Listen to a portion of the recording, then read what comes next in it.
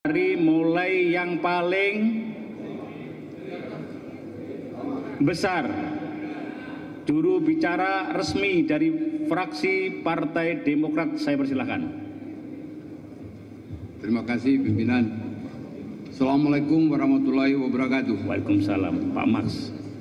Saudara pimpinan. Instruksi pimpinan, apa tidak sebaiknya maju ke depan pimpinan? Maju ke panggung pimpinan. Bagaimana? Maju ke depan, Pak. Oh, nggak usah lah sini. lanjut. Oke, baik, lanjut di sini aja ya.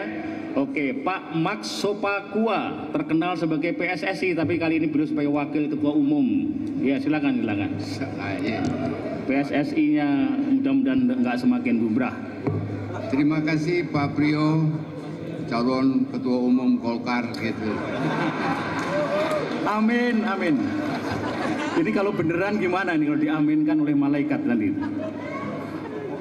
Amin. Pimpinan DPR RI, para pimpinan fraksi, anggota DPR RI yang saya hormati, alhamdulillah, puji syukur kehadirat Allah Subhanahu wa Ta'ala, Tuhan yang Maha Esa atas rahmat dan hidayahnya. Hari ini kita melaksanakan pembicaraan tingkat 2 pengambilan keputusan terhadap rencana undang-undang pemilihan kepala daerah pilkada. Saudara pimpinan dan hadirin sekalian, mengutip apa yang disampaikan oleh rekan saya dari PKB bahwa suara rakyat adalah hak asasi, maka ini adalah yang kami bacakan, suara dari fraksi Demokrat dan hak asasi dari Partai Demokrat. Fraksi Partai Demokrat mencermati perdebatan yang tajam antar fraksi dalam RUU tentang pemilihan kepala daerah pilkada. Perdebatan itu juga mengemuka di tengah masyarakat yang mengerucut menjadi dua kubu.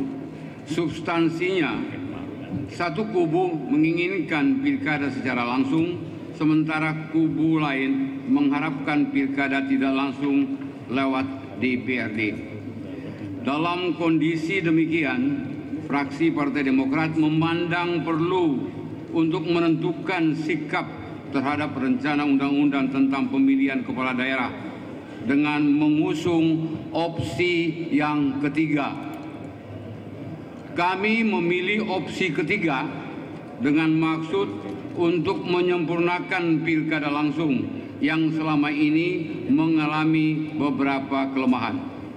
Untuk itu, fraksi Partai Demokrat mengajukan 10 penyempurnaan atau perbaikan yang harus dimasukkan ke dalam rencana undang-undang tentang pemilihan kepala daerah.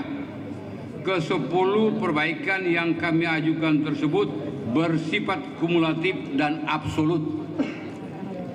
Yang pertama, uji publik atas integritas dan kompetensi calon.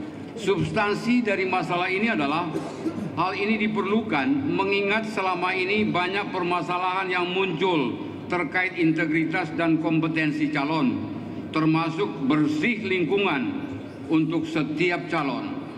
Untuk itu, setiap calon perlu dilakukan uji publik oleh DPRD, dan yang meluluskan uji publik tersebut adalah DPRD, sehingga integritas calon terjamin dari anti korupsi.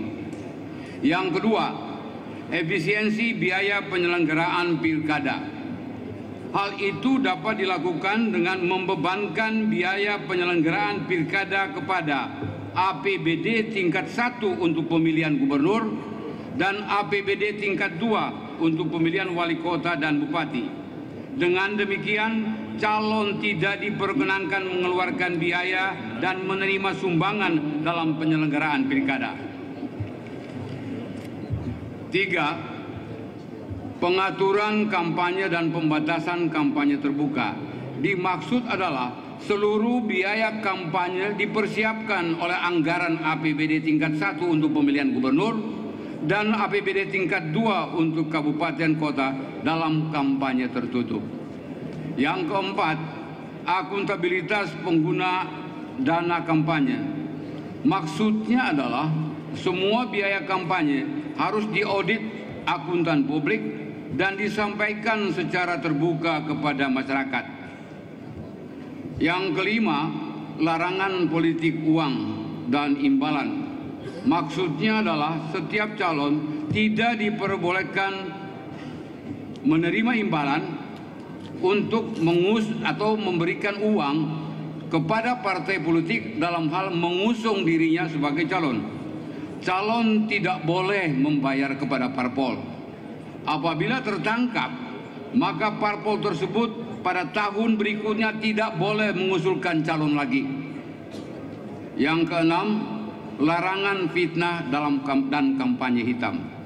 Ketujuh, larangan pelibatan aparat birokrasi. Hal ini dimaksudkan perlu diberi sanksi pidana terhadap calon yang memanfaatkan para birokrat. Yang kedelapan, larangan pencopotan aparat birokrasi pasca pilkada.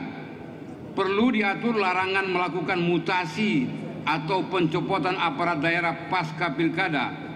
Pencopotan atau mutasi hanya dapat dilakukan sesuai ketentuan perundang-undangan yang berlaku, yaitu 1 tahun sebelum atau sesudah pilkada. Yang kesembilan, penyelesaian sengketa hasil pemungutan suara perlu dibentuk panel berupa panitia penyelesaian perselisihan hasil pemilu kada. Kesepuluh, pencegahan kekerasan dan tanggung jawab calon atas kepatuhan hukum para pendukungnya. Maksudnya, setiap calon bertanggung jawab penuh secara hukum apabila terjadi kekerasan yang dilakukan oleh para pendukungnya. Saudara pimpinan dan hadirin sekalian, demikian pandangan fraksi Partai Demokrat terhadap RUU tentang pemilihan kepala daerah. Kami percaya opsi ketiga yang kami tawarkan dapat memberi solusi atas kelemahan pilkada secara langsung. Karena itu, kami mengajak semua fraksi agar mendukung opsi ketiga ini, agar demokrasi kita semakin bersemi di negeri tercinta. Demikian pendapat fraksi Partai Demokrat. Fraksi Demokrat, kiranya Allah Subhanahu wa Ta'ala, Tuhan Yang Maha Esa, meridhoi kita untuk tetap melanjutkan acara pembicaraan tingkat 2 pengambilan keputusan terhadap RUU tentang pemilihan kepala daerah pilkada. Terima kasih. Wabillahi taufiq wal hidayah. Wassalamualaikum warahmatullahi wabarakatuh. Waalaikumsalam.